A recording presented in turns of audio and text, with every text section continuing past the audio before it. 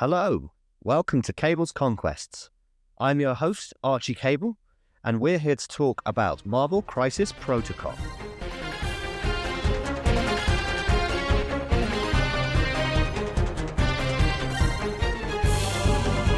The name's Cable. Remember it. Hello, welcome back to Cable's Conquests, or should I say, Curtis's Conquest. There we go. Because today it is all about Curtis Hodgson. I'm your host, Archie Cable, but I'm very much in a hosting capacity today because we're here for Curtis. How are you doing? I am doing very, very well. I mean, I must say it's been a long time since the Mutant Weekender. It's with various travelling arrangements, it's taken us a bit of time to get this episode recorded. But for me, this could be the pinnacle of my MCP career for 2025. To come out narrowly on top in our little competition from the Saturday, to really then give Professor X his spotlight on day two. So no, I'm really excited. I'm really excited to sort of relive those games. 3 fantastic games I played over the Sunday. Yeah, I mean, this has been probably a year in the making, this episode, Yes. Professor X has been your baby for so long. The Mutant Weekender was kind of the goal. And so, obviously I'm devastated that I lost our in-house competition, but it feels poetic that you should be able to mark the end of your Professor X era for now with a full-length episode of your own. Absolutely, completely. And you know what? I think when I reflect on the weekend as a whole, I think Professor X held his worth as well, and I'm really, really pleased. Like you say, a year in the making, lots of practice, lots of losses on this journey. Yeah, what was it? You had, I think, your first 10 games, you said, were losses with Professor X while you were trying to figure them out. So to go from that to taking him to the most competitive event in the UK and more than holding your own, that must feel pretty good. Definitely, yeah. There were moments in that streak of 10 losses where I was like, maybe this just doesn't work. Maybe I just can't make it work. But if I've got any advice for the listener, if you've got a plan and you've got something that you're interested in and you want to make it work, just keep giving it a go. Keep challenging yourself against top players. Keep challenging yourself in different situations because at the end of that 10-game losses streak, definitely much better prepared. Good. Well, let's take a step back. If you hadn't figured it out, we're still on the Mutant Weekender. We're on day 2 of the Mutant Weekender. So I was at the Mutant Weekender, of course. I played on day 2, but we're not going to cover my games. We're going to cover Curtis's games. So day 2, we were in pods. So this was kind of one of the special things about the Weekender was that it wasn't just 7 games over 2 days Swiss. It was day 1 was 4 games Swiss, which ranked you into pods. And then day 2 was essentially Swiss, but within a pod of 8 of you. Yep. And so really, it's kind of like quarters, semis, finals. So it's a bit more like a knockout-esque show. And obviously, we all have something to play for. We all reset, which is such a great thing about these pods. Doesn't matter if you lose all 4 games on day 1 or win all 4 games on day 1. You reset. It's 0-0 again, and you go again, trying to win your pod and win, a trophy and some excellent prizes for doing so. Yeah, credit to the tournament organisers. It really, really cleverly designed. If you win your 3 games on day 2, you will win your pod. So in that sense, it sort of feels like knockout. But that doesn't mean if you lose your first game, you still can come second and third. Obviously, second and third are going to be on 2 and 1 just by the very nature of how the pairings will work. But yes, it really feels like every game is particularly if you win that first one, so much is then riding on that second one. You win that as well, gosh, then you're into a final, and that's really exciting. However you did on day 1, it doesn't matter. Like you say, the slate is wiped clean.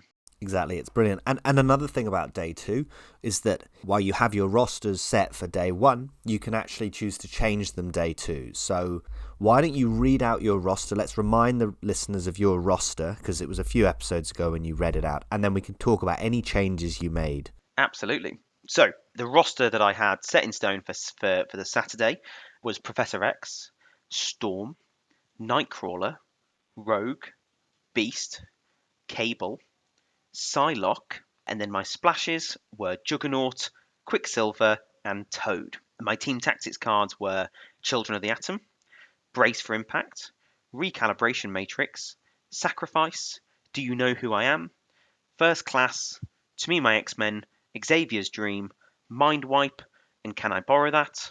My extracts, of course, this is still sort of pre the new crises and the rotation. So we've got Paranoia pummels Populace, Mutant Extremists target US senators, Skrulls infiltrate world leadership, and then for my secures, we've got Mutant Madmen, Portals overrun city with spider people, and Sword establishes base on the moon's blue area.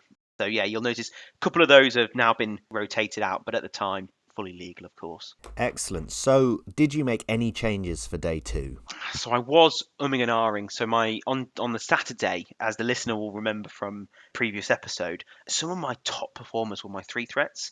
You know, the level of displacement that I got from Beast and Storm, plus the sort of the maneuverability that I then got from Quicksilver, and I never put Psylocke on the table on the Saturday, or if I did, I wasn't overly impressed with her performance. So I was considering dropping Psylocke and replacing her with another 3. I think at some of the higher threat levels, because I always wanted to play one of my 5s, and I wanted to play, obviously I had to play Professor X. So with the 9 threat, with the remaining 11, if it was 20 threat or remaining 10, if it was 19 threat, my preferred 4s in Nightcrawler and Rogue felt like enough. And I thought maybe bringing another 3 in to give me a little bit more flexibility at those high threats was potentially a good option. And there's an absolute glut of affiliated 3 threats in X-Men, but also there's others that sort of I think work really, really well under Professor X. The likes of Pyro, I'd brought along as a potential placement. He's got lots of superpowers, which he's doing in his turn. He's also really good for extract play with his pyrotechnics. So that's what I was considering. Alas, in the pub, talking about this on a Saturday night, I was convinced by yourself, as well as Angus, famous from the Rapid Fire podcast, but also managed to get himself 4-0 and was into the top pod. So I was really taking what he said seriously. Yeah, good man to listen to. Exactly, yeah. He's got all the credentials for a good MCP player. He essentially said to me, nah, apart from, the usual splashes at 3 threat, 3 threats just don't match up to 4 threats. 4 threats are fantastic. And he said particularly Psylocke, who's really, really good at converting power into output. And I've got one of those leaderships which is all about ramping up my level of power, given the fact that she can be sort of flexible with how she uses her rerolls. She's also got, superpowers that she can use in her turn and outside of her turn. And she can choose her attack type as well. So she's really, really good at sort of efficiently converting power into damage. So he was like, stick with her. Yeah. And then you gave me some great advice as well. You were like, look, I just don't think you trust Psylocke. I don't think you've seen her on the table as much. So I don't think you've seen exactly what she can do. So don't write her off. And I took those 2 pieces of advice and I kept her in there. So that's it. I made 0 changes. I mean, all the best ideas happen at the pub. So, yeah, I think Psylocke's solid, and hopefully we'll see a little bit more play from her today.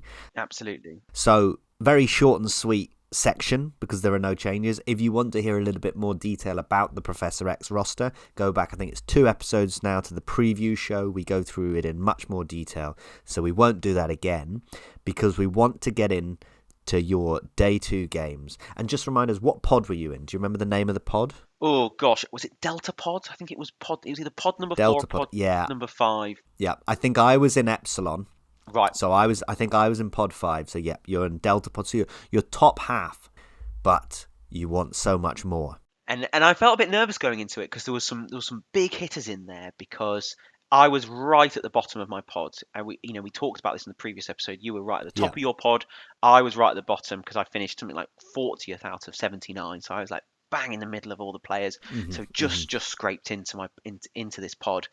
So yeah, a lot of good players in it. Yeah. Quite nervous going into it. Yeah, well, nerves are good. Means you want it. So let's hear how you got on in game 1 of day 2 of the Mutant Weekender. Hi, my name's Charlie. I'm playing Convocation. Hi, Charlie. Welcome to Cable's Conquests. How's your weekend been? It's been really good. Thanks for having me. It's been a wonderful experience. So I went 0-4 day 1, which was a shocker of an experience. I was trying to do too much with my list. I had defenders up in there, and I didn't really know what I was doing. Day 2 committed, just went pure Convocation, and I've gone 3-0 in the lowest league, but 3-0 is 3-0, I think. Huge. So you're getting yourself a trophy. That's excellent. Well, thanks for being on Cable's Conquests. Thanks, mate. All right, so day 2 of the Mutant Weekender is about to kick off. We're with Delta Pod. Who do you face in game 1? So my game 1 is against one of our local players, local London players, Ed Morgan. Ah, okay. He has brought along a really spicy roster where he just seems to have all of the big bads. So he's got like Dracula in there and Mephisto and Ultron, and I think he had Immortal Hulk, and then a variety of other characters. Essentially, he's got 2 potential leaders in Dracula and Mephisto who can bring anyone, and he's just got as many big bads in there that can have a big old brawl and pull them together. So Nice. He wants to smash you up. he really does want to smash me up. I got very fortunate. I will mention now, I think I mentioned it in the previous pod as well. God, it's good to win priority and get to go with your secures. Yeah. And unfortunately, I did win priority in this one. And so we went with my secures, which are the pay to flips, and we got Mutant Madmen. So, I quite liked that. He had a very fighty team. This was nice and Good. spread out and pay Yep. to flip.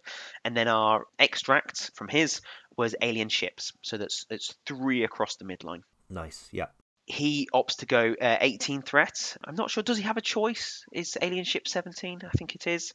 Yeah, alien ships, I think 17. So he goes with 18 threat. And so I bring Professor X, of course. With him, I bring Nightcrawler. Knowing I've got priority, obviously, Nightcrawler is that, that obvious first move to get that Professor X gravy train running. Yeah. I bring Beast because he's just the MVP. I bring Rogue. And then I bring as my splash Quicksilver. And I like Quicksilver on these pay to flips because his long move can get him across the table onto the various B points. Ed brings some of these big bads that I've already mentioned. He brings Mephisto. He brings Dracula. He brings Ultron, the Metal Tyrants, the 5-threat Ultron. And he brings Baron Zemo. Interesting. So very brawly. And which leadership is he going with? He ends up going with Mephisto's leadership. Nice. So I think, and correct me if I'm wrong, I know you've dabbled, it's the one where I need to select a character who gets incinerated, and then they also gain a power, and then he gains 2 power or something on 2 characters. Yeah, so he gains 1 power on 2 characters, and all of this happens in the cleanup phase. So it doesn't affect round 1, but by round 2, you're getting incinerated. So it's a really sneaky leadership. It feels like it really leans into that sort of brawliness. You can set up for you can have a decent round 1, setting up for round 2, and then obviously he's gone taller than me, so he'll get priority back, and then he can punch whoever you've put incinerate on. So yeah, I was quite frightened by that. Yeah, but it is X-Men on pay to flips. Yeah, so he's going to go brawly, and you're going to try and stop the brawl. So talk us through round 1. So the way we set up, I put Rogue and Beast on the right, and they're facing off against Mephisto and Dracula. And then I've got Professor X and Nightcrawler and Quicksilver. They're on the left, but obviously, with the maneuverability of Nightcrawler and Quicksilver, they can also threaten that central secure. And they're facing off against Ultron and Zemo on the opposite side. So the first thing I do, as I've orchestrated in the past, Nightcrawler goes up and he safe grabs the middle. So that's using, to me, my X-Men to bring him forward. He can then single move, and if he's not already in range, he can then use his Bamf, sets off the leadership, gets him in range of extract that you want, and then he can medium moves back. And I think that allows him to sort of medium move back onto the left back Mutant Madman. He doesn't have any power to flip it, of course. Yeah. But it hopefully keeps him safe from any of Ed's big nasties. And you're getting the gravy train running. Exactly. And that's important. My other plan here, so I've gone and I've taken the central secure, which might have been a bit of a mistake, but I've got Quicksilver eyeing up the extract opposite him, that's also opposite Baron Zemo and Ultron. And the hope is, Ed picks up that extract, and then I can, having passed the power from Nightcrawler over to Quicksilver, I can move and then double tap that character and hopefully play Can I Borrow That straight away. Does he fall into the trap? No, he doesn't. Ed's smarter than this, and he looks at me and he sees, as soon as I pass that power over to Nightcrawler, he gives me a little smirk and he's like, "I've played a lot of Inhumans." He says, and particularly I've played a lot of Inhumans with Quicksilver. Inhumans have got a similar leadership where they're passing power around turn 1. So Yeah. he's like, "I have seen this opening gambit, and I am not falling for it." I wasn't born yesterday. Exactly, yeah. And this actually stumps me a little bit because I've passed the power over to Quicksilver straight away. I've shown my hand. And if he doesn't then go and pick up that extract opposite Quicksilver, what do? The Professor X gravy train just stops. Yeah. Because if I go with Quicksilver then to pick up that extract. Well, I've not used any superpowers, but if I use a superpower, then I don't have any power to then pick up that extract, and I'm in a little bit of no man's land. Yep. I need a bit of luck. Ed 1, Curtis 0. Yeah, and that's what I'm feeling at the minute. A bit of luck means that I can get back into this, and it's the power of First Class and Beast. So I go with Beast, and he moves up, and he uses First Class to try and flip the Madman. And what does he do? He rolls a skull, doesn't he? Oh, fantastic. Now he's got 2 power on him. And Yeah, nice. before this point, he had gone with Dracula, double moved Dracula up, and picked up the extract. But now I've got a character that Beast can then do his second move and throw. And suddenly my gravy train is now back online. I'm not looking to do damage. Yes, I want to sort of bring that extract closer to my character to try and take it off of him, but it's all about just getting that superpower off. What it nicely does, I can then pass that power over to Rogue, and then when she eventually goes, because Dracula's been thrown closer to her, she can move and then mutant absorb him. And I'm frightened of Dracula. I don't want him to have tons of power because he can do so much with it, whether it's a clapback, whether it's his special moves or his spender. I know his spender can be particularly nasty. Yeah. So yeah, I get lucky there. Quicksilver's still waiting for someone to pick up that extract, and Baron Zemo and Ultron just want absolutely nothing to do with it. But yeah, because I got back up and running, it allowed me to sort of move my pieces around. Ed got really unlucky turn 1. His Ultron and Zemo both tried and failed to flip his back point, and because Dracula had double moved. Yeah, absolutely. Dracula had double moved to pick up the extract. Mephisto then failed to flip his back point as well. So he didn't have any of his back points. No, he'd sussed me out with my Quicksilver play, and Lady Luck just came and allowed me to get back into this game, both with Beast rolling his skull to get his power and flipping the point, and then him not flipping the points. I mean, and just to rub it in, I think I flipped my back point with Professor X, who's only rolling 2 dice. He laughs in the face of Ultron rolling his 4 dice. Yeah. And do you do any damage to Dracula now that he's a little bit more on your side, or no? I think I might do 1 or 2 damage to him from the mutant absorption. Essentially, I clear his power off of him and then maybe do 1 damage or something. But it's, he's still fairly healthy, but he's just sort of reined back. At this point, though, I'm not fully aware of what Mephisto's leadership does because Ed can just give him that power back. But it has slowed him down a little bit, so I'm not totally unhappy. So you must take quite a lead at the end of round 1. Yes, so I think I've got 2 of the extracts and I've got 2 my back points. Maybe Zemo manages to flip it. I can't remember. I've definitely got 4 points, and I think Ed has got 1 or 2, but it's not a lot. So I've got a healthy lead going into turn 2. But of course, Ed now has priority, and this is where the fighting starts. Ultron goes, and he's got a few targets, and he puts all of his attacks into Nightcrawler. And I'm desperately keen for Nightcrawler not to go down. I'm happy to him to take the attacks. I want him to build some power so he can be more impactful. But not only is he holding an extract, so I want to keep hold of that.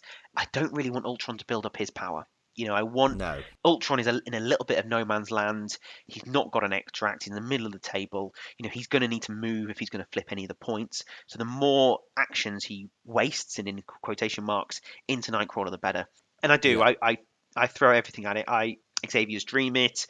I use Professor X's rerolls. Right, wow. And whenever I can, I'm also like adding the defense dice as well. Early Xavier's Dream. Yeah, very early Xavier's Dream. Like I say, I'm trying to limit that power accumulation. I think it's a big attack that I'm able to essentially turn, 4 or 5 damage into 0 damage with the Xavier's Dream. Nice. Yeah, that's good. So it felt good. It was costly, but it felt good. And ultimately, Ultron doesn't get the business done.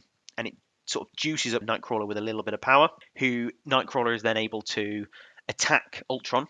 I think he gets a little bit of damage, but ultimately what I'm trying to do is I'm getting the place off of him. Yeah, okay. Because this allows Nightcrawler to then place on Ed's back B, which Baron Zemo is sat on. Nightcrawler then dazes Zemo. Oof. Does he do his spender, his silly spender? I think at this point he does his silly spender. He's placed a couple of times now, and I think he gets 1 or 2 off, but it's enough. My dice go a bit nuts, and Zemo just can't, even with his reroll, just can't get away with it. And fortunately as well, Nightcrawler still has 1 power left, and he's able to flip the point as well. So it feels like that left-hand side is pretty shored up. Ultron couldn't get away with what he was doing, and so he's sort of sat in no man's land. And his only other activation on that side has been taken away, and I've got both now, those points. Yeah. So Ed turns his attention to the right-hand side, and he goes with Dracula, I'm pretty sure. So Dracula, he's obviously got some of his power back from the leadership and the power phase. He tries to do as much as he can into Rogue, and I think he does. I think he does daze Rogue, but it costs him his whole activation. She's pretty good. I mean, she's rolling 4 dice. I can't remember at this stage who I put the incinerate on. Yeah. But I don't think it was either of those. But yeah, Rogue goes down, but what does it cost? It takes a fair few attacks, and at this point as well, with only Mephisto left, I've still got Quicksilver and Beast and Professor X. Yeah, still to go. It means Ed, with his 1 activation left, he's got a couple of passes in him, and I think that's exactly what he does. I think I after Rogue goes down, I must go with either Professor X or Quicksilver. Ed then passes. I then go with the other one. So I've now got Beast left, and Ed has got Mephisto left. And oh my gosh, just when you thought Ed's luck couldn't get any worse, in 1 attack, Mephisto goes and dazes Beast. And the reason I say this is bad luck, it feels like good dice. With those passes, he's just handed priority back to me. Yeah. I mean, Beast has only got 2 energy. And Mephisto's rolling 6, so it is a risk. And I think he does exactly 6 damage, and I'm thinking, oh gosh, I've got the power. I could re-roll this. It sets my leadership off, etc. And I'm like, wait, no, don't be an idiot. Take priority. Like, what else is Beast going to do? Beast isn't holding any objectives. Yeah. Exactly. So yeah, Beast goes down, and it hands me priority. Which then I can't remember then what the score is, but then it means top of turn 3, Rogue, juiced up on power, is able to do everything she can and dazes Dracula. Oof, nice, yeah.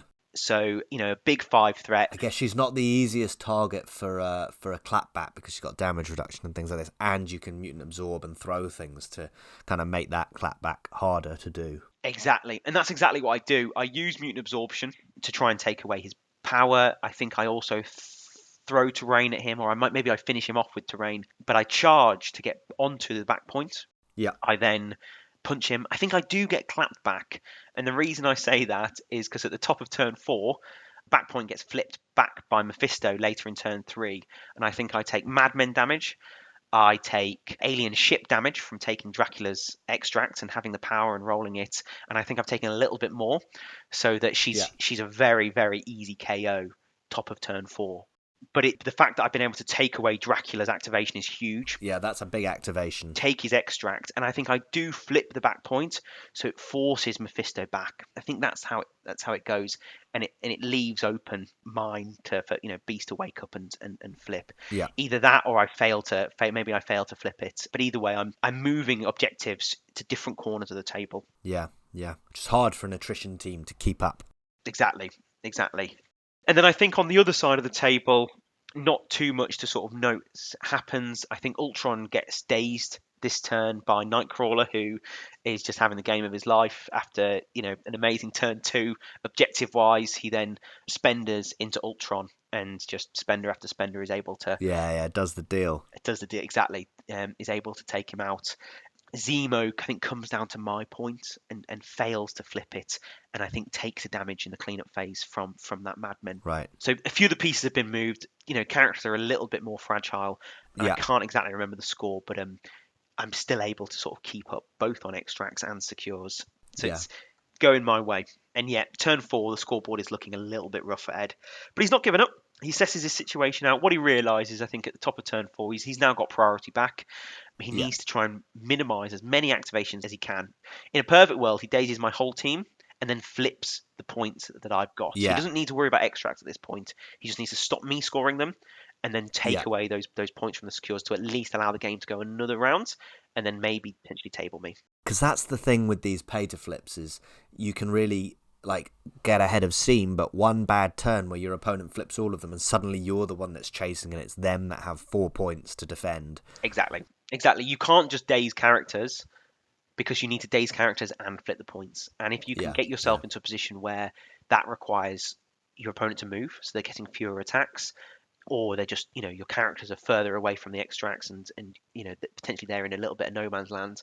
It can be really, really difficult to chase. Yeah. But like I say, Ed doesn't give up, and he goes with Ultron. Obviously, with Ultron, with the drones, he's got essentially 4 potential attacks here to do as much damage as he can. And the bots go.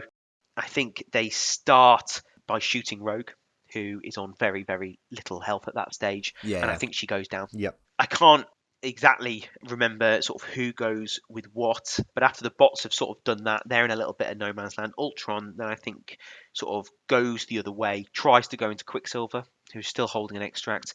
Quicksilver runs away. I think I fall into Ed's trap a little bit here. I think he sort of wanted that to happen, because then he goes into Nightcrawler, and I think he finishes Nightcrawler off. So, Yeah. he knows that there's 2 extract holders on that side. Yeah. Right, I either run away with Quicksilver and then he goes into Nightcrawler, or I don't run away with Quicksilver and he takes out Quicksilver. So he's able to sort of Yeah. move Quicksilver out of position and take out Nightcrawler.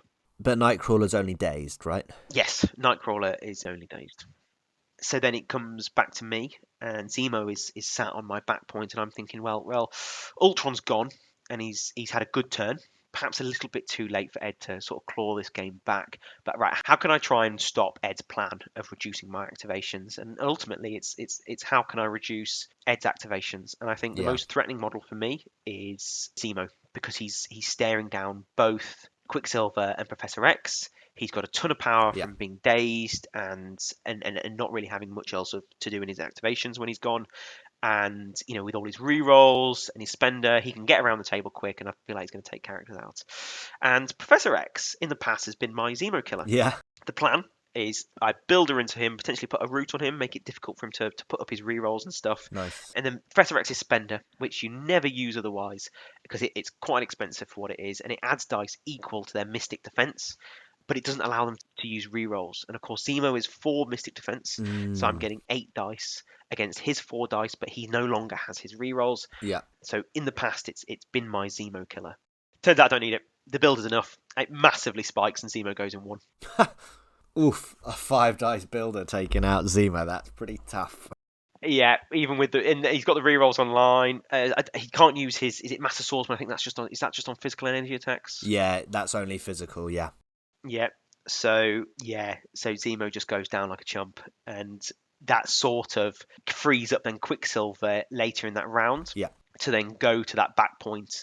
Ultron is injured, so he's contesting it, but he's not contesting it because he's on his injured side.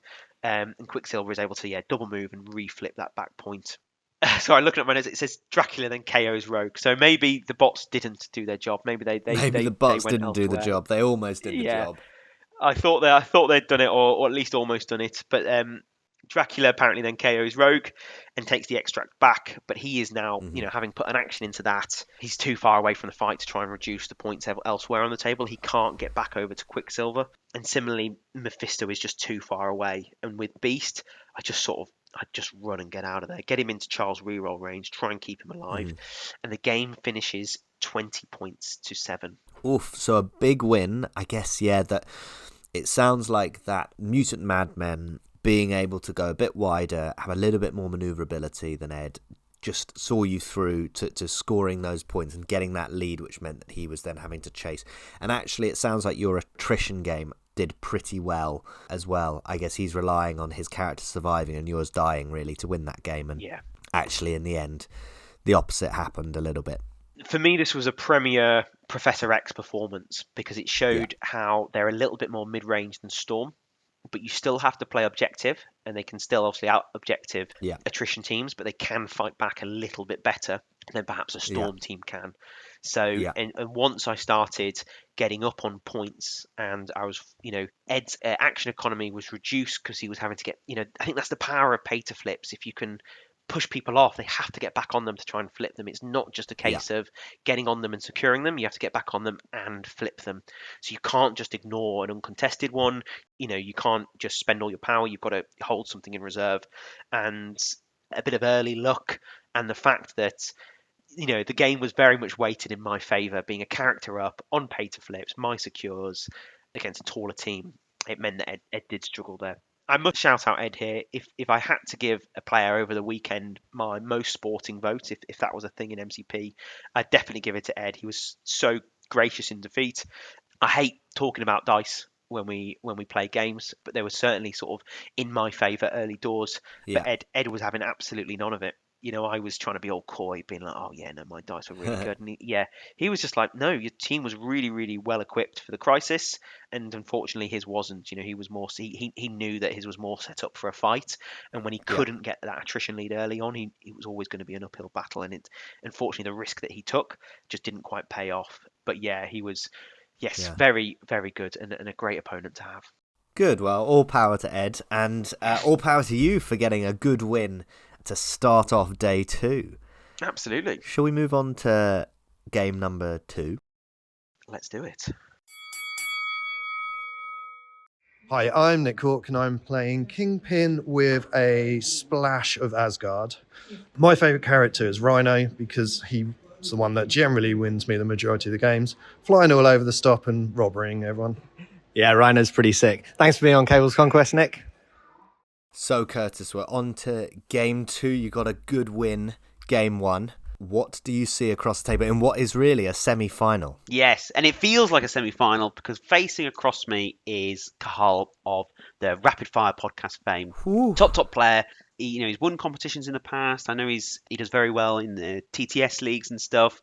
So tons and tons of experience. And yeah, facing up against him, and it definitely feels like it's like a semi-final. Good. So we roll priority, and Cahal wins priority. So, as I've said, priority would be my best friend in this event. Yeah. And sadly, it lets me down here. It's always amazing how the runs of priority go for or against you. I have that all the time where sometimes you just win it all the time, sometimes you lose. It's not normally a 50-50 split at events. No, I don't think I've ever had a 50-50 split. And it's also interesting. Sometimes you can say you win priority, so 3 times out of 4 times, and you draw the same secure every time, or your opponent has the same extract. It's always interesting how that lands. Damn lies and statistics. Absolutely. But yeah, we get his secures, not his extracts, of course. It's MCP. Goes with his secures.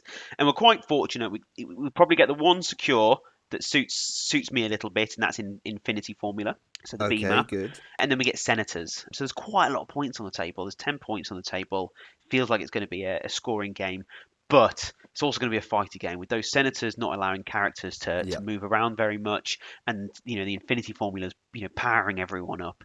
It feels like it's going to be a fast fighty game. But yeah, as you say, that's a decent crisis combo for you going into what is a very fighty team in Asgard. Absolutely, and he's Guardians of the Galaxy, or at least he opts to go with Guardians of the Galaxy. But he has a bit of an Asgard splash in there, so he goes with Star-Lord, Groot and Rocket. That's his Guardians of the Galaxy core. And then he goes with Namor and the hero of Midgard, Thor, the brand new Thor. And this is before his nerf, so he really is the big bad of this event. Good, yeah. So as Guardians of the Galaxy, as they're fondly called. Absolutely, yeah. And yeah, Carl's not taking any prisoners here. He's got a very cheap Guardians of the Galaxy core, essentially what it feels like, so we can load up those big splash pieces in Namor and Thor with those reroll tokens. Yes, of course. To try and do my best in this crisis combination, I go with a sort of a fairly tried and tested Senators team. I've got Professor X, Nightcrawler, Juggernaut, Toad, and then to make sure I'm affiliated, I go with Psylocke. So it's the first time we're seeing Psylocke. So she's coming out on the table. We talked about her in the intro as to your trust in her. So let's see if your faith in her is repaid. Absolutely. So obviously Carl has priority, and he opens up with Groot, who just double moves and picks up a Senator. He's a nice tanky piece. I think it's the left-hand Senator, sort of my left. I respond, and Nightcrawler goes for my nearest right Senator, so the opposite side of the table. Yep. Get the train rolling. Absolutely, and he's able to bamf onto the Infinity Formula, which is great. And fortunately, there's also a size 3 piece of terrain there, so it feels like a good opening move for Nightcrawler. Not only has he been able to pick up the Senator and get onto the secure, he's also being protected by his, in shadows superpower. Yeah, so his stealth, not stealth, exactly. And that also gets our Xavier Symphony started. Yeah. And he's able to pass the power on. From that point, I can't exactly remember the order of things, but turn 1 very much feels like a bit of a setup. And we get to a game state where Cahal is keeping Thor in reserve. I think he's waiting. Yeah. We're both 5 wide. So while he's not going to get the last activation, he can at least see where 4 of my pieces are to try and threaten them. And obviously with senators, everyone's going to be relatively local to the middle. So I think he's holding back and waiting for that. Obviously, I'm aware as well that that's what he's doing. So trying my best to minimise the impact of that. Toad, he goes up and with his range 2, he's able to sort of similarly pick up a senator. And I think I pick up one of his senators, and Toad is then sort of sat on a piece of terrain. And I'm fairly comfortable because he can get within range 2 of Cahal's senator while also sort of gaining cover. It does bring him a bit closer to the midline, and I know obviously Thor can move up, and if he gets power, he can throw that terrain at me. Sort of, I'm aware of that. Yeah. Hopefully, he can survive out with a bit of cover. Yeah. Bit of cover, bit of slippery. Absolutely. Professor X, I don't normally like extracts on him because it becomes a bit of a target. With his medium base, medium move, he's quite quick and he can take a senator and also, with his range 4 attacks, potentially get some decent action economy turn 1. And I like to leave Juggernaut till last in this scenario. I think a lot of people like to use him early in senators because he can move, push, pick up and push back, if I've handed a power to him, or move, pick up and then push himself back. But what I quite like him to do is potentially threaten a piece. Yeah. Because if Professor X is in a central position, offering him rerolls, obviously once I've moved, I've got 8 dice, and I can also then start pushing his team about as well. Mm-hmm. So Jugs moves, he pushes, and then he punches Groot, who's sat up there. And on the way, I think I am able to sort of pick up a senator with him. Yeah. Star-Lord responds by going onto the right back Infinity, and Psylocke, she's completely out of position, but I want to move her across. I've passed her a power with the leadership, and she can telekinetic combat enhancement and double move to go right from the right hand side where she was originally sort of intended there to sort of support Nightcrawler. She can go right across and secure the left hand Infinity, which at the minute I've got no one on because everyone seems to have pushed up the table. Nice, yeah. Actually, getting that extra power on Psylocke to get that on turn 1 is good, even if you don't use it for the attack. Exactly. Getting that extra short move just allowed me to completely sort of flip where she was. Mm-hmm. I think Namor had moved and taken a senator similarly, and he'd gotten himself within range of Nightcrawler, and that attack on Nightcrawler has allowed him to sort of surf onto the point that Nightcrawler's on. Yeah. Did he get the stagger? Oh, no, he wouldn't have been able to charge. No, I don't think he charged that turn. At the end of turn 1, I'm 4-2 up on senators. Okay, that's pretty good. That's what X-Men need to do. Absolutely. And, Thor does eventually go. He moves and he punches Toad, and in classic Toad fashion, with the cover, it does a bit of damage, and it's just enough for me to slip her away. Perfect. But Thor doesn't care. Thor then throws that piece of terrain that Toad was sat on. Yeah, I guess it's a long throw. Long throw, yeah. And at this, I'm regretting not bringing Brace. Because the size 3 piece of terrain, obviously he's done 2 damage at least from the attack, and I don't think I dodge anything in it, and it all goes through. So is that a dazed Toad? It's a dazed Toad, round 1. Thor's now in the middle of the table, and he's got a senator himself. So look, I guess at least that's your 2 threat is taking out a big activation from your 6 threat. Yeah, absolutely. I do have one regret here, and it was on listening to Joe Manji, talk about when he won the event that Xavier's dream is sometimes worth turn 1 to save Toad. Ah, yes. I wish I'd listened to that podcast beforehand because I think getting that points lead early with Toad, and Toad can be so annoying. Yeah, that's true. Because it either forces his first activation to then go into a fairly weak Toad, or he doesn't, and then Toad just runs away and scores all those points the rest of the game. Yep, that's a very fair point. But I don't.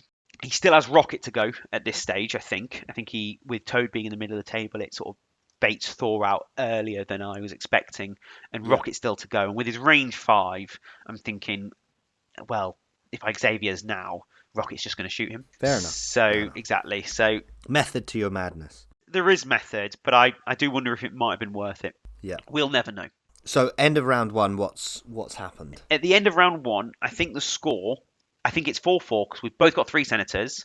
We're both securing our back left points, Star-Lord and Psylocke, and our back right points are both being contested. I think it's Rocket Okay. and Juggernaut. Juggernaut having pushed himself onto that back one, and then it's Namor and Nightcrawler. And actually, Juggernaut's great against Rocket because Rocket's health pool is so low. So he can start pushing into him and doing all that stuff. Exactly. Start chipping away at him, and even sometimes that 8 dice is enough to just plow through even with cover. So I don't mind that matchup. But Groot's there, so there's no way you're attacking Rocket until Groot is down. Okay, yeah. Yep, of course. So yeah, it's parity at the end of round 1, Mm-hmm. and round 2 opens up.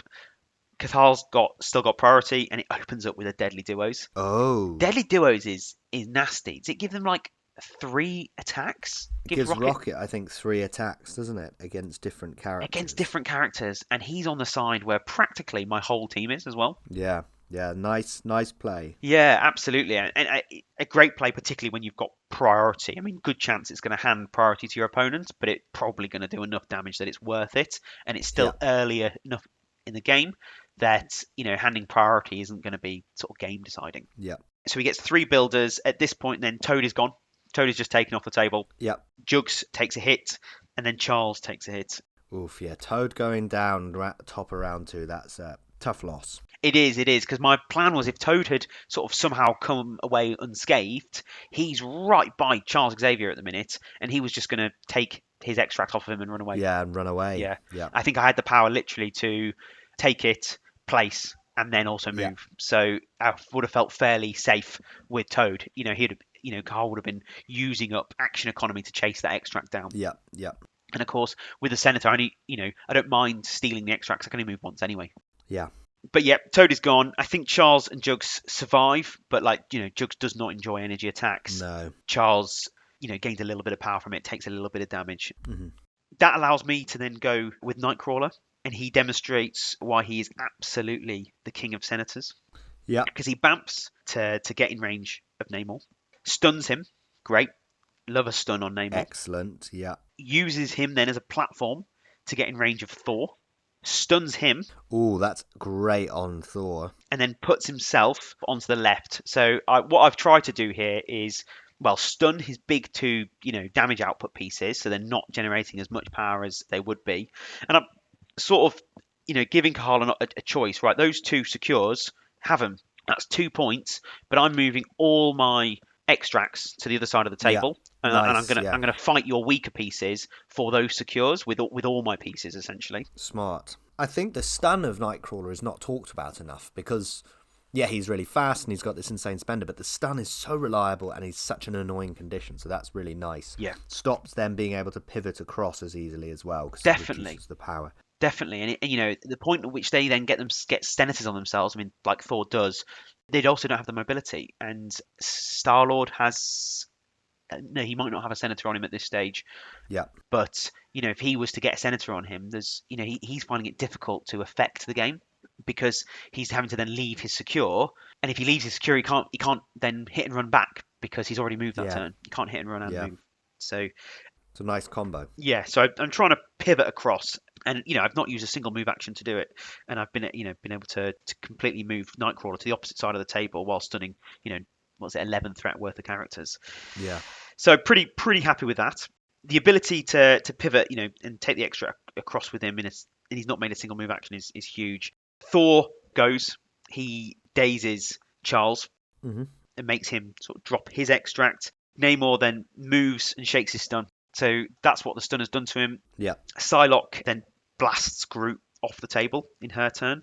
Oh wow, okay, that's because she's the one that's on the Infinity, so she's gained 1 from the power phase. I've been able to pass a power over to her in my turns, and she's gained another 1 from the Infinity formula. Yeah. She's got a ton of power on her, so she's got her own rerolls online. Sadly, I don't have Charles's rerolls online because he's been dazed by Thor. He's been thawed. But she can just go into and choose whichever is Groot's weakest defense type. Yes. Because she can choose between Mystic and Energy. Yeah. And her builder then just refunds her, and then she can then either do then another builder or then go into her spender. Yeah. And she just absolutely makes mincemeat off him. I think at this point I was maybe aiming for Rocket, and this is where I was learning that it costs nothing for Groot to take the attack, which is huge. Yeah. Turn 3 is pretty much the same. I can't remember I think the score sort of remained at parity here, because while we've been trading, thumps, the secures haven't really changed, and we're sort of swapping extracts. So, for every Yeah. extract I've dropped on, say, Charles and Toad in the previous round, he's dropped them on Groot. Yeah, and it sounds like Thor has been kind of a menace, but you've been able to handle him. Yes, he's getting his days off, but he's not getting like 2 days as a turn, which is, we know what he can do. So Exactly. He's in the middle of the table. I'm sort of able to control him. I think Carl's done a really good job with choosing his targets with him, though. I think Charles yeah, Xavier was a really, really good target for him to take out. I always think he's a bit unappealing, but I mean, I've made him appealing by giving him an extract. But also, he could be the source of my damage output. With those rerolls, Yeah. he's in a really, really Yeah. good position. If I can get him back onto a secure and make him safe, he's gaining loads of power to then hand back out and hopefully turn into Yeah. damage or defense. yeah, and he can move people around. Exactly. Yeah. Exactly, and he's done a really, really good job in trying to take him out before he goes and could do any of that.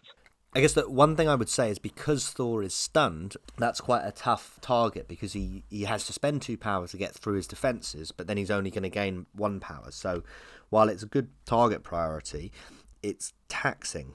Yeah, and I think that's been sort of countered by the fact that he's got the Guardians rerolls on him. Yeah, It's just making his one attack that he can do plus his pounce if he's got it. Yeah. I mean, I think he's been able to sort of manage it in such a way that he's sort of pouncing first, then he's able to use his builder, yeah, leaving him on practically nothing or 1 power.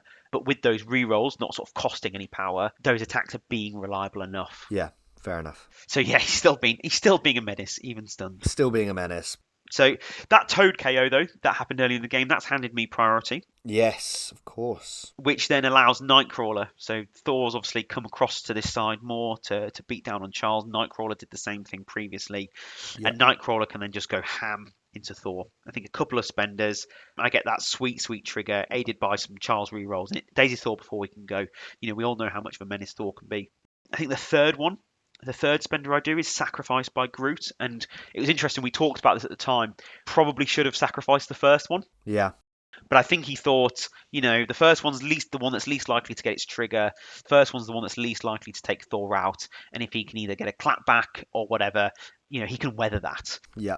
But Groot ends up taking the third one, which then allows me with loads of extra dice to use my second action to then finish off Thor.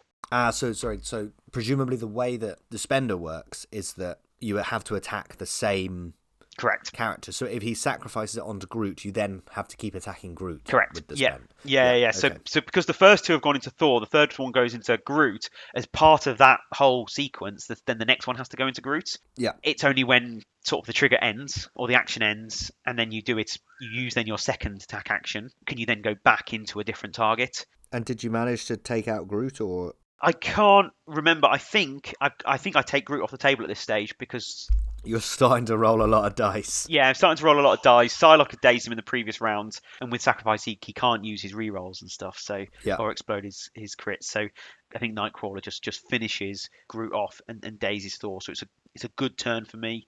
Similarly, it's a good turn in that Psylocke dazes Rocket 2. Right. So do you daze Thor? So daze Thor, yeah. So KO'd Yeah. Groot and daze Thor. So yeah, Nightcrawler Wow, that's a doing huge turn. huge turn, absolutely. It has handed priority back to Carl, which is a bit rough. But then Rocket goes and KOs Charles. R.I.P. So I think priority is now back with me, taking Charles off. But But you've lost your leader. I've lost my leader. I've lost the source of rerolls, which is huge in Yeah. that part of the table.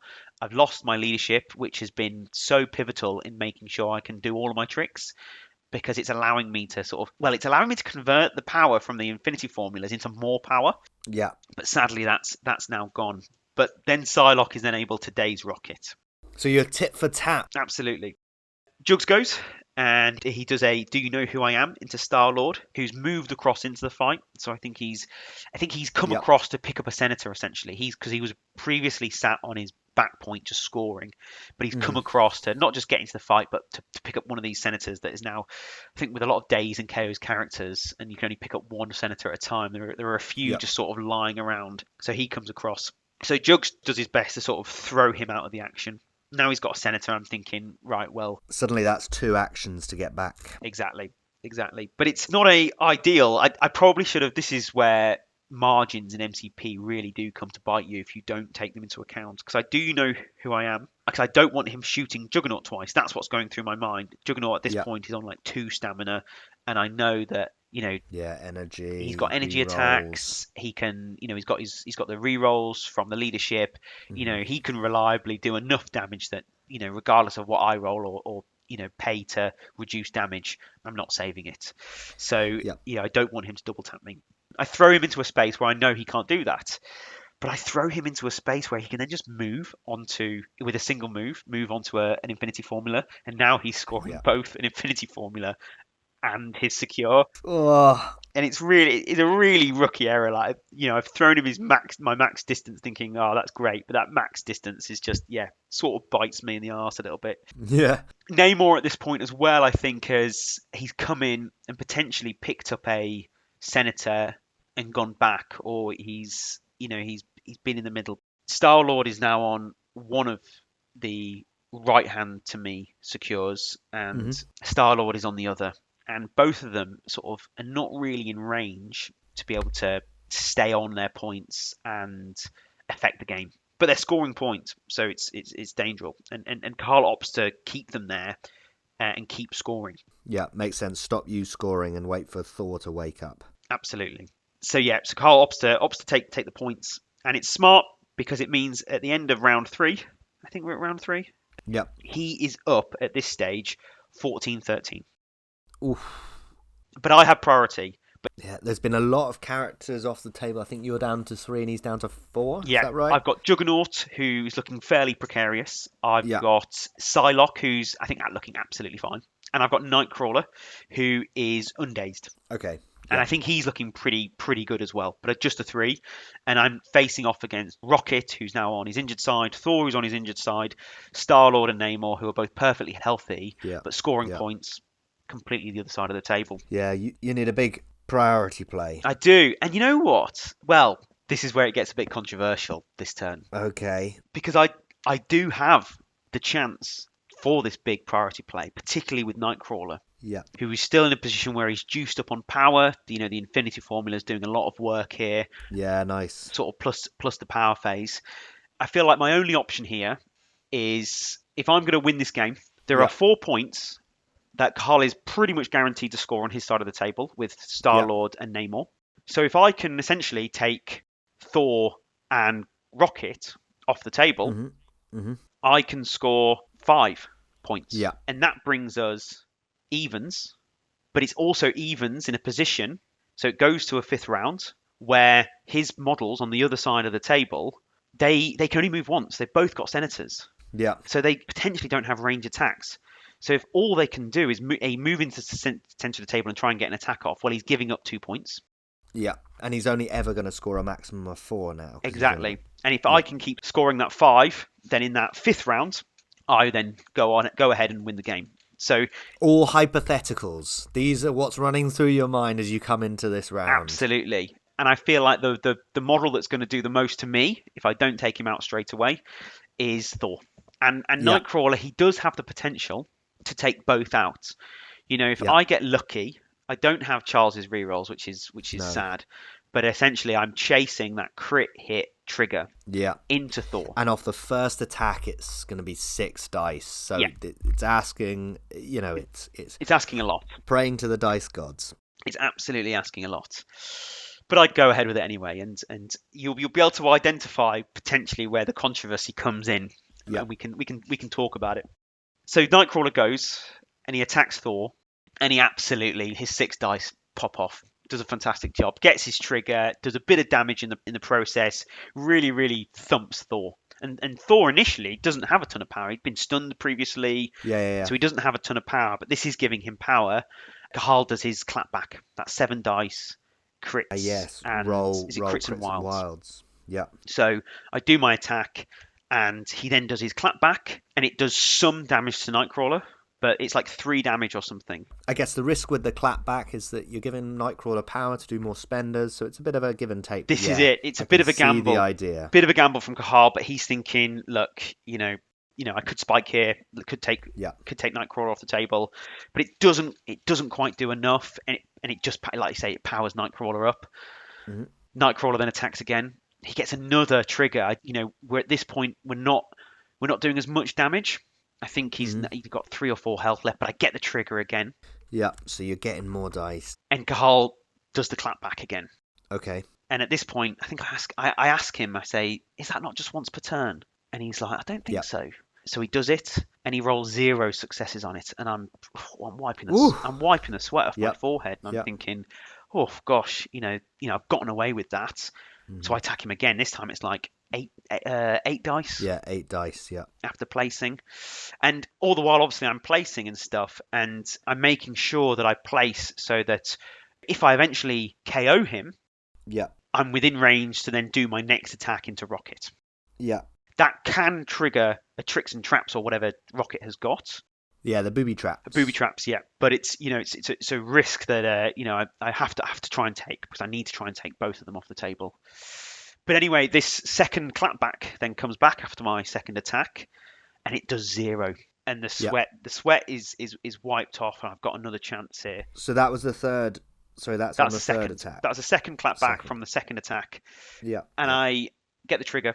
So I roll again, this time 8 dice, like I say. I get the trigger again, and it's at this point, it's like leaving Thor on like 1 or 2. Yeah, okay. And I get the trigger again, so I'm about to go in with a 9 dice attack. Yeah. And Cahal does his clapback again. Obviously, I've been powering him up simultaneously. He does his clapback for the 3rd time, and that one is enough to take Nightcrawler off the table. Right. And here's the controversial bit. It is once per turn. And not only that, the order of it is that I think all the attackers' triggers go before... Yes, so I think there's 2 things here that are controversial, and they're niche rules, so I can understand why it's been confusing. But basically, because your attack is after the attack is resolved, and Cahal's effect with Thor, the clapback, is also after the attack is resolved, your attacks go first. Yep. And then he would do the clapback at the end, if he's still alive.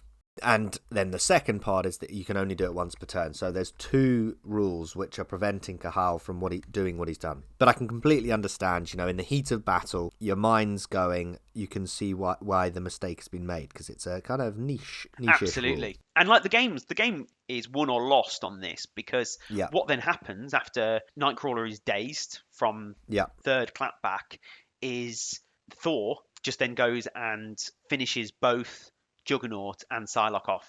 Yeah. And that then allows Cahal to run away with the points. And I think the score at the end was 21-13.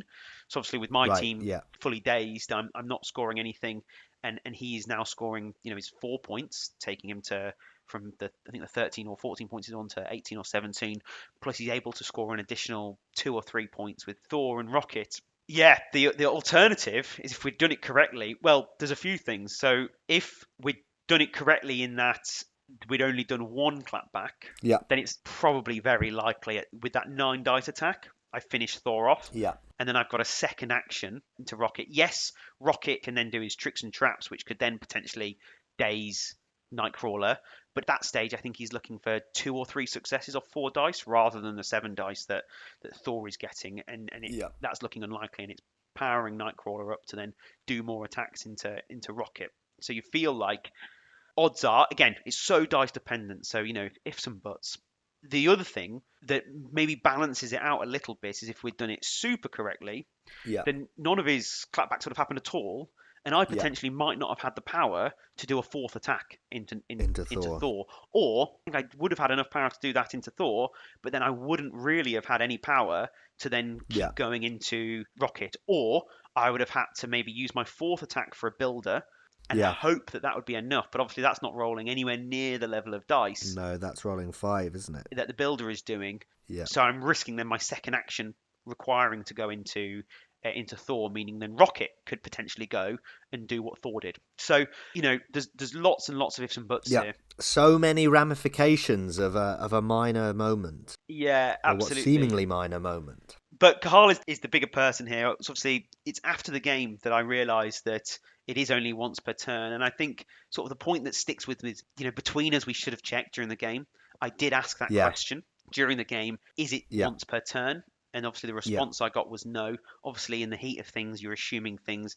It takes 2 seconds to check. My advice to anyone is that, just check. And that's not me saying, oh, Carl, you should have checked. That's on me as well. Like, it takes me 2 seconds to check as well. Just making sure, just being like, oh, could I just see the card? Or, saying something like that. Because you're right, as you say, it's a big moment. Exactly.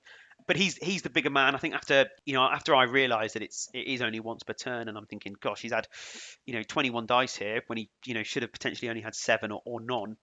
It's it's a big difference. And after a short conversation with the TOs, Carl does concede the game. Wow. Well, all props to Cathal. That's a tough thing to do. Like we've gone through a few of the ramifications of what could have happened. Absolutely. The likelihood is that you win. It would definitely have impacted the game. But to concede is very sporting, incredibly especially sporting. in what is as we said, like a semi-final game for some silverware at a big event. Absolutely, and like we say, it's a huge impact on the game, and then therefore he's done the sporting thing by conceding. So all props to him for doing that. I respect that from any player. I think there was another moment in the event where someone had made a sort of a mistake and they conceded as well. So I think it shows just the levels of sporting that we do have in MCP is really, really high, and that's really, really good to see. I'd like to think I would do the same if the boot was on the other foot. So thanks Cathal. At the time it felt bad because I don't know if you're a Formula One fan. I'm not particularly, but I remember when was it Verstappen won his first championship, right? And it was essentially because the car came out because of the debris on the course, but they wanted racing to happen, but it allowed Verstappen to close the gap on Lewis Hamilton. I see. For him to then overtake him on that last lap with better tyres, etc. And it felt a bit naughty. And similarly, you're not preaching to the choir. I know nothing about Formula One, but maybe some of our listeners will, and they will understand. And they'll understand, and maybe. But anyway, thanks to the game, Cathal. It was still it was a very good game, very tightly fought. Cahal's list was, don't want to banter this word around too much, but it was meta. It felt really powerful. He'd taken 2 big, strong meta splashes, a really, really cheap core to allow him to take advantage of a really, really powerful leadership. Yeah, and he's thought about it clearly, Absolutely. Well, after that excitement, I mean, there was a lot to unpack there. Yeah. Well done on you, and you're in the final. I'm in the final, yes. Should we go ahead and find out if I am going to regret it or not? Let's hear it. Hey, this is Connor Rooney. And what are you playing this weekend? I've got a Web Warriors and Namor Shield list. Excellent. Well, Connor, welcome to Cable's Conquest. Who's been your MVP this weekend in the roster? It's pretty close between Wong and Ghost Spider, but I'm going to give it to Ghost Spider, who basically solo won me my last 2 games by going last and swinging multiple secures. She's just the best. She's classic. I mean, she's such a useful piece, isn't she, in the game? Are you finding she's doing much damage, or is she mostly a scenario piece? No, sometimes she can do damage, but today it's mostly been on the D shape. She's just been moving everyone off points, hiding until there's time to do that. Well, thank you very much. You are in the top pod, the Omega level. So you got a big matchup next round. Yep, we got Nick Cork's Criminals Asgard list next. So 2 more games. Well, good luck. Thank you. So we've been mired in controversy in the semi-final. I hope that the final is going to be good, clean fun. But you're in the final, Curtis. You're in the final of Delta. You said that your goal was to win your pod, regardless of how you did. And you're in a top half pod, and you're in the final of a top pod. So big game coming up. I'm absolutely buzzing. A bit nervous as well. Yeah. Because, like you say, it does feel like a final. And I think that's what's so good about this format is that it really feels like we are in our own competition here, and it's rewarding you for getting those wins, even if it is against even though we're in pod 4, we can forget about what's happening in the other pods. And like I said, the goal was to win the pod, and here is my opportunity to do so. But it's not going to be easy. I'm up against Tom Lewis, who is one of our local players, and actually a player who is on a phenomenal roll. I think they've only been playing the game maybe 12, 18 months. Yeah. But their meteoric rise to success, I think they went 6-0 at the WTC. Yeah. Albeit aided by the infamous, the newly nerfed Thanos Cabal roster. Yeah. I'm going to just pause because I'm going to shout out Tom. Sorry, Tom, for this, but all power to Tom for his meteoric rise, because I remember I played him when he first started at the Mutant Weekender like teams event last year, and yeah, it was a pretty one-sided game. And so the fact that he has risen really high in like the MCP, up there with the best Cabal players. He had a ridiculous streak. I think he got a 10-game win streak with his Cabal. Like, you know, he's done exceptionally well. So you're in for a tough game. Yeah, absolutely. And I know that I'm almost like I'm coming up against him at the peak of his power. Yeah. You know, he's had all that experience. He knows exactly what his roster's doing, and Yeah. he has brought Thanos Cabal. Oh, so again, pre-nerf Thanos. So Pre-nerf Thanos, exactly. I don't know what he's going to do now. I'm imagining he's panicking. Well, there was an event yesterday. At the time of recording, there was an event yesterday, and he still took Thanos. I think he took Black Order. So, but I don't know how well he did. Rate that. Yeah, rate so that. he's sticking to with his guns. Absolutely.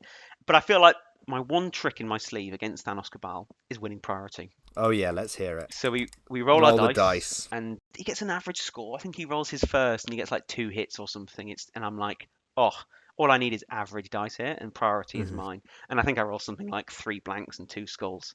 And so this is 7 games now and 2 priority wins. So should we just stop the record there? You said that was your trick, and you've bottled it. I've bottled it. We might as well. I'll try and keep it quick for the listener, so you don't banter on about just how powerful this is. I mean, it just comes to show, doesn't it? Like, it felt like in a semi-final I was up against a very powerful meta piece in Thor, Hero of Midgard, and now in the final I'm up against this Thanos Cabal combo, both of which in the last few months since the Mutant Weekender have been nerfed. So it just shows you just how top of the curve they were at the time. But yes, so Tom, he smiles, and not only does he smile because he's won priority, but we flip the crisis over and we get Gamma, 15 threat. Down the middle sucks. Right. What? Come on. I need a big extract here. I need something that can give me 19 threat, like maybe Senators or something. Yeah. Oh, we get Paranoia. 16 threat. So 16 or 15. Like, neither of these are any good, are they? And like the worst thing about Paranoia as well, I know it's fast scoring. Webs love it. X-Men love it, but it's all midline. Yeah. So you know, whichever one I pick up, Thanos is kidnapping me and probably killing me. Yeah. So we draw. I do choose 16 threat because in my head, the 15 threat is that Baron Zemo combo. Yeah. Baron Zemo, Thor with the Mind and Space Gem, and obviously Red Skull, Master of the World. You mean Thanos, not Thor. Sorry. Yeah, Thanos with the Mind and Space Gem, and then Red Skull, Master of the World. Turns out 16 threat is just as good, and if not, after this game, I'd argue better, because you replace Baron Zemo with Killmonger. Yeah. And hear me out, he doesn't have his same reroll tricks. Well, he does once he starts killing characters. Yeah. But he does have his charge. He does have better attacks. His energies is better with a pierce. With a pierce, exactly. And the access to usurp the throne for extra VPs. Yeah. When you know you're going to KO a character or daze a character because you've been death decreed up, you potentially dazed someone previously, and they might not be, on full health at that stage. So yeah, it was pretty savage. So that's exactly who he goes with. To try and counter this, I go with Professor X, Cable, Nightcrawler, and Storm. And my thinking behind this is I want Cable for that central fight. He can give me some more defense dice. Yeah. He can stick Incinerate on these big characters, and hopefully I'm looking to fight him ultimately. Professor X can also move them around, so hopefully trying to get Killmonger out of Death Decree's range and maybe even move Thanos down. My plan actually is to try and kill Thanos. I think if I can kill Thanos, I can turn his game off. That's fair. And Storm is there because I want her to go and pick up a side extract, and I want her to sit in stealth. And if it draws Killmonger or whoever out of the fight to go chase her down. What I'm hoping for is that Nightcrawler is too much of a target who could potentially survive with Cable's defense dice, his additional defense dice, Charles's rerolls, and Storm can Xavier's be on dream. Yeah, you've got some tools. Exactly. And so I've not given up just yet. But yes, we put the models down, and Tom obviously has priority and he passes. It's just muscle memory, I think, at this stage. Yeah. I don't even think he's read the extract. He just knows where they are on the table. His game plan is nothing to do with it. I attempt a safe grab. And in any other circumstances, it is a safe grab. To me, my X-Men Nightcrawler up. I can then move. I can then bamf, pick up a Paranoia, and then medium move back. And I think in a world where I set this up perfectly, I can bamf and medium move back, which gets me into Yeah. hopefully much safer range. But I've already feel like I've already lost at this stage or something, and Yeah. I misplace Nightcrawler, meaning that my X-Men is blocked by a bit of terrain. So it means his medium move, it's millimeters out, it's so close to that paranoia, but it means I have to bamf to get in range and then medium move. I see. out. Yeah. The fine margins in MCP. Absolutely. We've already talked about fine margins costing you points, and this is a definite example of it. And like I say, under ordinary circumstances, it's still a safe grab, but no. Thanos can then go Yeah. places. He moves, gets himself onto the center. That then gets him in range 4 of Nightcrawler. He then kidnaps him back. He then punches him. Thankfully, he doesn't get his wild, so he's not throwing him. Okay. So he's not all the way. No, but he's now still in the middle of the table, licking his wounds, taking a bit of hurt. and he's sort of been kidnapped. My turn, and Cable fancies himself. He places. He moves, and the reason I have to move is because I want to get within range 3 of Thanos. I feel like with his damage reduction, you're better off getting 1 attack that has the rerolls than 2 attacks with no rerolls. Yeah, fair. You can't really just get 1 damage through on him. No. It's not really how it works. No, exactly. Because ideally, I would have wanted to get 2 attacks on him, get the Incinerate on him, and then do more to him. But I feel like I need the rerolls. And I do. I get the Incinerate, and I think I put some damage onto him, and it powers up Cable. But this means Thanos now has power as well, doesn't he?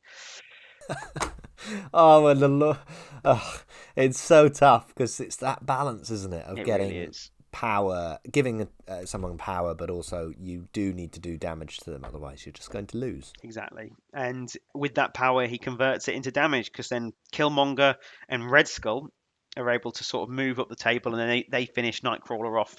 I think I'm adding defense dice from both Cable and Nightcrawler's own superpower, but with Death Decree, I can do my best. I get the chance to roll 7 defense dice with the aid of Cable and the Charles rerolls as well, but it doesn't cut it. And what can you do against such? Yeah, not when he's rolling more dice. Yeah. Sorry, I'll let you finish your quote, which you were about to make. What was the quote? What can none do against such reckless hate? Yeah, no, you're exactly right. And I think I burn Xavier's dream, but even that is not enough to stop it. And Nightcrawler goes down. Or I can't even use Xavier's dream because there's too much damage that's gone through. Yeah. Oh, yeah, of course. So yeah, so Nightcrawler goes down. I lose that 1 extract. Like I say, Storm has gone up and picked that side extract, and we're a little bit at parity here. Charles does have the final say that round. He moves up, and I think he dazes Thor. Thanos. Yeah, sorry, Thanos. Thanos. Yeah, sorry. He dazes Thanos. Yeah. The Incinerate, I think, there came in clutch, and obviously I'm just doing the builder. I think I get Root on him, which would have been amazing, but he dazes, so now he loses the Incinerate and the Root. Yeah. But it's good. Dazing Thanos is great because it switches. He no longer gets one of his superpowers that allows you to move models around. Yeah, his cosmic portal is gone now. Yeah, but if I'm honest, at this stage, it doesn't matter because 3 of my models are now in the middle, 3 of his models are in the middle. Yeah. I'm not going to go into too much detail from now on because what I've tried to do is this is probably as good as it gets for me, dazing Thanos. The game does end with me KOing Thanos. Okay, well, that's not nothing. And I have a okay turn where I think I bring Storm back into the mix, and she's able to throw Red Skull into Killmonger, and I think it dazes them both. Oh, wow, nice. So you have your moments. So I have my moments, but I think then turn 3, well, in doing all of this, we're sort of at parity with points, but not very many points are being scored. Mm-hmm. And then turn 3, we get Usurp Throne played. Nice, yeah. Killmonger goes into Cable. Obviously, he's the highest threat model. I sacrifice into Storm, thinking, well, I'd rather him single tap Cable than double tap Cable. And Storm gets dazed. So Storm, bam. Obviously, she just melts. And then Killmonger's second attack is enough. I think at that point, he's having been dazed himself and gained power from he's able to use his spender with additional dice from Usurp the Throne. Getting his rerolls. Yeah. He doesn't even need the Death Decree. He's got, like I say, rerolls from having dazed other characters with his tokens, and he does Cable anyway So Cable goes down as well.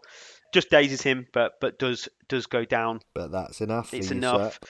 So now he's got those 2 VPs there. He's now scoring the middle in that turn 3, and then Red Skull, Master of the World, licking his wounds now. Daze just goes onto his back point, and I think Thanos then moves onto my back point.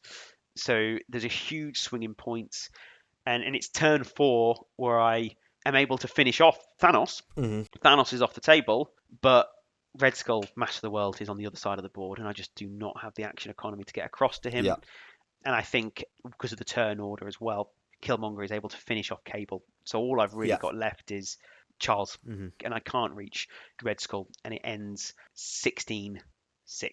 Oof, yeah, one-sided score, but he scored out rather than KO'd you. And, we've been talking in a rather resigned way about this list, and obviously it's a very strong list, and all props to Tom, he's able to pilot it very well. But it does sound like you had some play into it, and you were able to keep up with the attrition, but just unfortunately couldn't keep up with the score. Absolutely. So I'm moaning and groaning here, but I actually really enjoyed the game. I really enjoyed the puzzle. I mean, this is sort of a well-known big bad. So, there were no surprises in what this list could do. I think the only surprise was me trying to hurt the list by going 16 threat and not allowing and swapping Zemo for Killmonger. I think actually improved the list's ability to score because of Usurp the Throne. Yeah. Because Killmonger becomes even more deadlier. But I guess similarly, it improved your ability. Exactly. It allowed me to bring an extra threat's worth of character. Because, if I'd gone 15 threat, Storm becomes a Koye. Does she do anything different? No, I don't think she does do anything different in that game. And it probably ends in a very similar way, potentially with a better scoring ability and maneuverability from Zemo. So, 15 or 16. I needed a different extract ultimately with a higher threat to have more pieces. You were in a tough spot, but it sounds like it was a good game. Well done, Tom, for winning the pool. Yeah. Well done, you, for coming second. Well, I finished third in the end. I think the okay. VP difference in the end allowed Carl actually to overtake me and finish second in the pool. Yeah. But you got the final. Sorry. Exactly. And I really, really relished having the opportunity to go up against that with this roster. This is the final game with a roster that I've been essentially planning for 6 months, and I felt like I did have game. Yeah. I felt like I had tools to keep models alive. I felt like with better positioning, I could have been better at keeping those alive. I think maybe swapping Storm out for a stronger 3 splash would have been better. Not necessarily one that was in my roster. Well, actually, I think Quicksilver probably could have been a better splash here because he could have been in a better position to move on to that back point and threaten Red Skull and slow the scoring down there. He can also sort of run away with extracts, and he's reasonably tanky. He's reasonably tanky, using his superpowers, getting power onto other people. Yeah, I felt like the combination of Cable and Charles Xavier, though, it had game. I did take down Thanos in the end, and just sadly, that's no mean feat. No, exactly, and just sadly, I was behind on the points. And I think Tom said that's the first time Thanos had been KO'd all tournaments. Well, take that one. So yeah, I'll take that one. Yeah, it's interesting because obviously we're still now in a position where we're seeing what the new meta is, but for a long time, Thanos Cabal was such a scary prospect, and it just shows you need tools to deal with it. And I think it sounds like you did, but maybe you didn't have the reps into it that you could have. Yeah. But when there are these big events and you're playing these big, scary lists in the hands of someone who knows what they're doing with them, you need to have a plan to counter it. And I think that's where the top players that are winning the pods, winning the tournament, will always have a plan for it. And it's kind of a lesson that if you really want to compete, you do need to be aware of what the meta is and how you can go about countering it with the tools at your disposal. Yeah, absolutely. I mean, we can reflect on this more sort of afterwards, but I feel like if you wanted to go in and win the Mutant Weekender, you needed an answer to those fast scoring objective teams like Web Warriors or Criminal Syndicates. We talked about sort of your matchup against Nick Cork, and we know Nick Cork did really, really well in this event. The top pod was full of those objective teams. But to get there, to get into that top pod, you needed an answer to these big attrition pieces. And I think the players that made it, the top 8 players, they all had an answer to the likes of Thanos Cabal, to the likes of Thor hero of Midgard, and that's what enabled them to get into that top pod. Yeah. But let's pause our conversation there. Well done, Tom, for winning the pod. Well done, Curtis, for getting into the final and pushing him. But let's debrief in the next section. Excellent. I don't mind being wrong, as long as I can correct my mistakes. So, Curtis, we come to the end of the day, end of your Charles episode, and gotta say, you must be pretty pleased. How do you feel day 2 went, and how do you feel the overall tournament went? So sadly, I didn't achieve my goal of winning my pods. I think I made it quite difficult for myself. I think, where I would put myself amongst players, with the sort of my style of play, my aversion to playing certain meta in quotation mark pieces, probably overachieved by landing in that fourth pod. So, but having an opportunity to go into the final and try and win the pod was huge, and really felt like a great reward to all the time and effort that I put into practicing this team. All the losses that I took on the journey, to be able to convert those into either close games or wins was great. And overall for the event, 7 games, I've come out 4-3, albeit with a bit of controversy in the middle. Really, really happy with the overall performance, and a fantastic event. I absolutely love this style of event. The next one, tickets went up for sale shortly after this event closed, and first thing I did was buy it. I think it's great. I can't wait for the next one. Yeah, and I hope we've put this across to the listeners, because I think that pod system, we can't understate, like going into that final day with something on the line, and especially for you, winning that first game, going into a semi-final, it really feeling like you're in an important game, even though you've lost to the previous day, is a really great thing about the event, because it allows everyone to feel that competitive edge that normally only the top players feel on in a 2-dayer. Definitely, and you're not resigned to thinking, he's either another mid-table or I'm down in the doldrums. And the award ceremony proved that as well, because there was so many people walking away with so much and credited for winning their pods, which was absolutely fantastic and fairly unique to this style of event, which normally sort of favours the top brackets. Yeah, I think everyone who won their pod got a trophy. Yep. Which I think is really cool, because it gets you something to put in your MCP trophy cabinet, which is nice, and it makes it feel that kind of competitive edge is more felt. Definitely. I if I'm honest, when I think about events, I want to walk away with trophies more than I want to walk away with like swag of stuff. Yeah. I think that memory of that record, that memory of winning something is all sort of tied up within a sort of a trophy style thing. I've not won many trophies over the years, but when I look at my shelf and I've got a few bits and pieces on there, a couple of most sportings, a couple of painting prizes or second place or whatever. I remember those events being really special. Yeah. So the fact that we've got 10 people walking away with trophies is fantastic, and hopefully they'll remember the event for as long as possible. Yeah, for sure. So on the actual list, so as we've spoken about, this was kind of the end of an era for Charles. Do you feel that still, now that you've finished the event, or are there some tweaks you'd like to make, something you'd like to try out that would lure you back to Charles for a bit longer? So there's a couple of things which would make me interested in going back to Charles. So speaking to Gil, famous in the MCP community, he hosts the WTC, but he was in attendance at the event, did very well himself. We were chatting sort of at the end of day 1, I think, maybe the end of day 2, and he was talking about, have you tried Hulk instead of Juggernaut? And I think that is definitely something I'd be keen to try.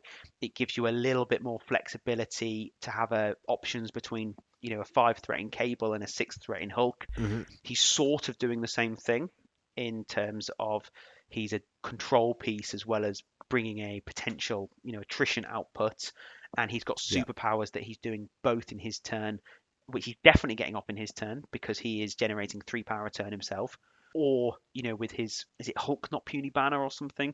His rerolls, so he's able to use superpowers in his turn, so he synergizes really, really well with the leadership, and he can get off a lot of those turn 1 plays in a similar way, while being able to do a bit of both and be potentially slightly more durable or slightly more threatening, or allow you to control the board in a way that 1 attack per turn Juggernaut sadly can't do.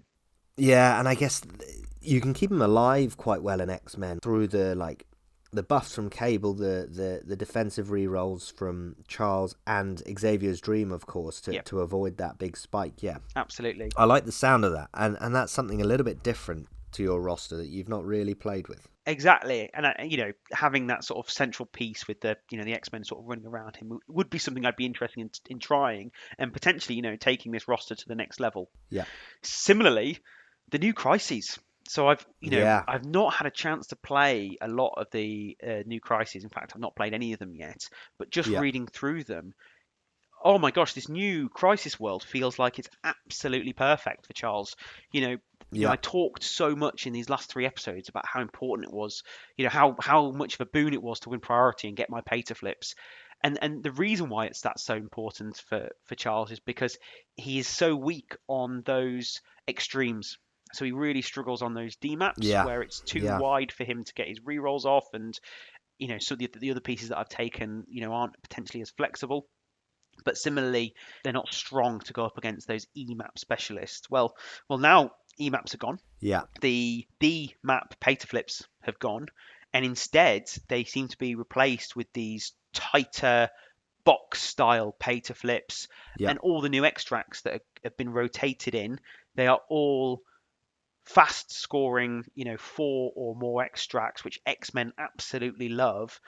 And as long as first class is in the game, this feels like it's going to be a real, potential golden era crisis-wise for Charles. I'd hope that I could go to another 7-game event with Charles, and I'm not going to be telling you, oh gosh, I hated it because I never won priority, because in this new crisis landscape, I feel like, it's benefiting those mid-range teams, and he is a mid-range team that has really strong turn 1 opening plays.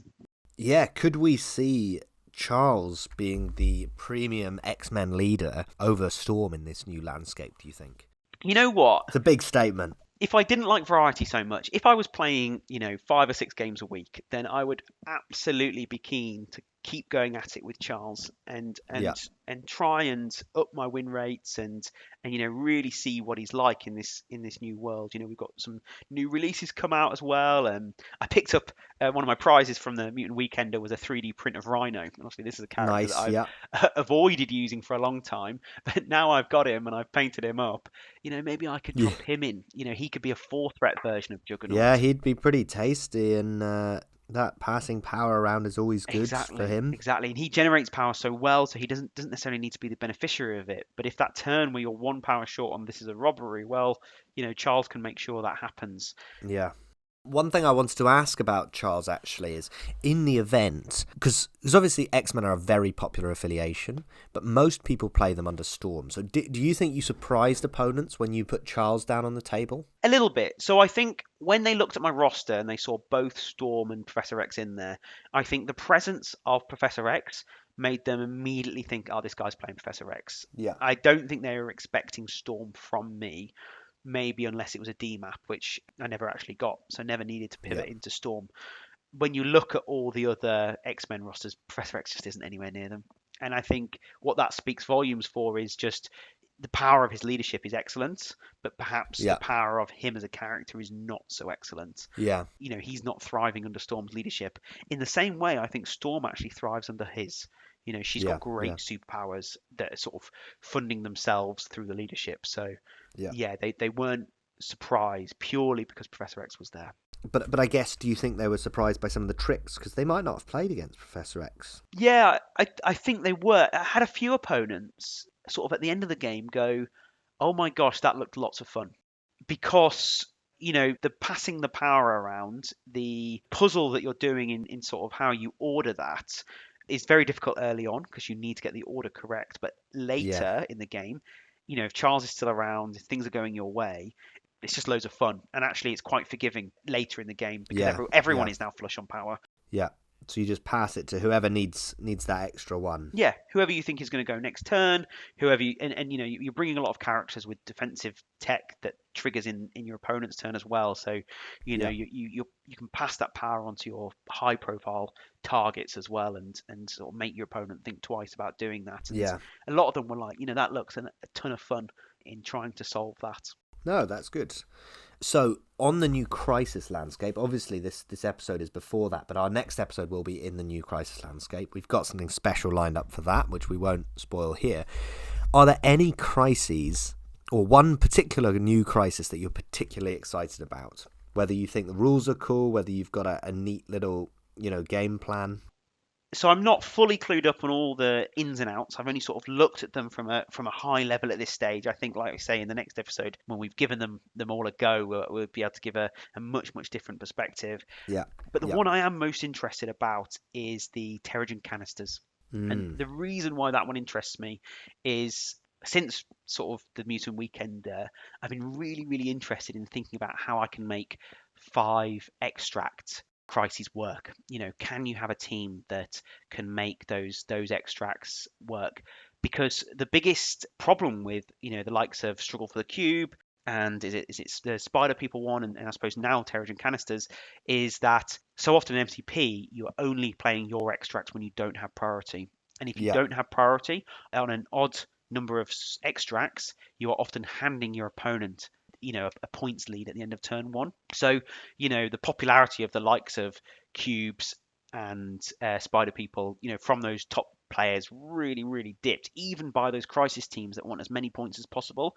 They would much rather be going for Paranoia, where they can get 5 points but out of 4 extracts, so whether they win or lose priority, they're at parity. Or Senators, where there's 6, again they can stay at parity. Hammers, there's 4, they can stay at parity. Yeah. But with Terrigen canisters, they've made a really nice balancing mechanic. It's got it's got a similar restriction to it as Senators, but instead of only being able to move once, you can only move slow. Right. Yeah. That to me, I think, turns off a lot of safe grabs. Suddenly Namor Yeah. and Angela and ASM, they move into the middle, they pick up their extract, they're not long moving away anymore. They're only short moving away.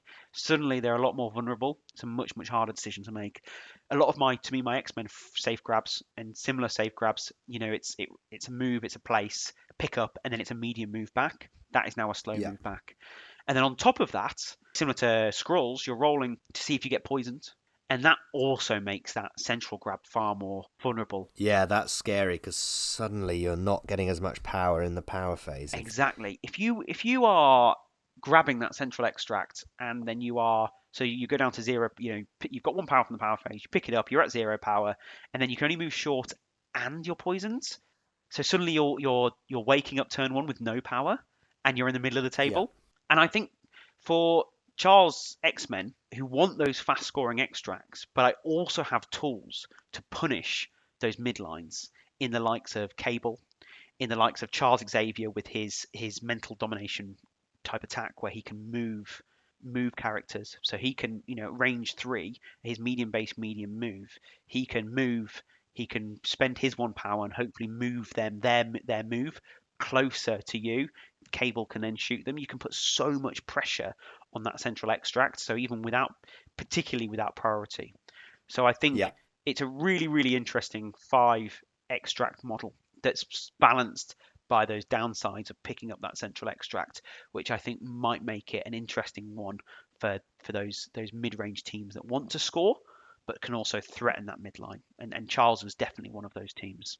Sounds like you've had a few thoughts. I have, yes. Yourself, is there anything that's jumping out of the new crises that interests you? I'll give a much less thought out answer, but I'm a big fan of the new scientific samples. And the reason is because I think the effect is really fun. So the effect for that one is when you're holding it the first time a turn that you roll dice, if you roll a skull, you gain a power. Ah. So it's kind of like Beast's skull thing or scientific hubris where you roll crits, you get power. It's the good guy version. It's the one that Shuri and Beast have rather than the crits that the Hydra scientists have. Exactly. And I just love that mechanic in the game. I'm a big sucker for spider foes, and a lot of spider foes have it. So I think it's a cool way where you're just getting power. And I think that's one thing with the new crisis. There's a lot more about if you do something positive, you get a positive effect from it rather than negative effects. And I think that's going to be really cool because everyone wants to play with their toys. Everyone wants to get power. Absolutely. Yeah. There's a lot of similar effects where it's giving you extra VPs if your extract holders are standing near your secure. And I really like that. It really encourages models to stay in the game and, like you say, do something positive and get rewarded for it. Yeah. Oh, nice one. Well, I hope you feel like you've got your Professor X episode that you wanted. I certainly think we've learned a lot, and I hope that actually this inspires some players, especially with the new crises, to go away and try out Professor X, because I've played against you a lot with this, and it does look like a lot of fun. Yeah, and I think there are better brains out there who would absolutely turn this roster into an event-winning roster, and good luck to them. And if anyone does have any questions or wants any advice from my many games of experience now with Professor X, I'm more than happy to help them out. Or if people think I've done something completely wrong, call me out. I'm more than happy to learn as well.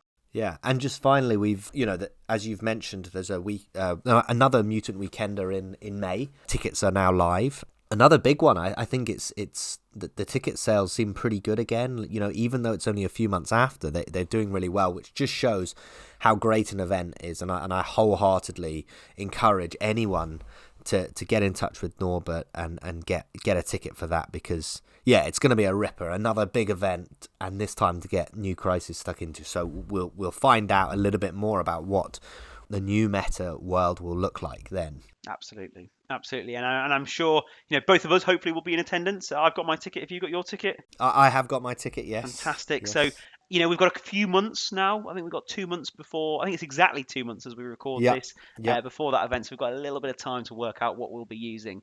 But no doubt we'll have some plans and some projects which we can share with the listeners closer to the time. Yeah, exactly. Well, I think we will wrap up there. Thank you everyone for listening. Before we go, Curtis, where can people find you to talk all things Professor X? To talk all things Professor X, you can find me on Instagram to see Professor X and in all his lovely painted glory. Yes. You can find that at simple_edge highlights, or you can find me on Discord. I'm Curtis H. I'm in most of the sort of MCP, the MCP London group, as well as the main MCP group as well. How about yourself, Archie? Where can people find you? So I'm also on Instagram at Smeagol's Corner. Yeah, I'm trying to get back on the Instagram after I've been away. Yeah, reach out to me there. Or I'm also on Longshanks and Discord. Archie_RC on the Discord, and just Archie Cable on the Longshanks. So yeah, please do reach out to us if you have any comments, criticisms about the show, or you just want to chat MCP. And again, it would be remiss of me to not shout out our YouTube channel. Like we said at the start of this podcast, we're planning on doing some YouTube content around our display boards that we made in the next wee while. We're currently editing up the videos there. And I say we, our audio whiz, Louis, is editing the videos. So thanks, Louis. Shout out to him. Thanks, Louis, because I don't think this podcast would happen if it weren't for him. Absolutely not. But yeah, thank you everyone for listening. I hope you've enjoyed our coverage of the Mutant Weekender. Stay tuned for more coming soon. But until next time, keep up the conquest.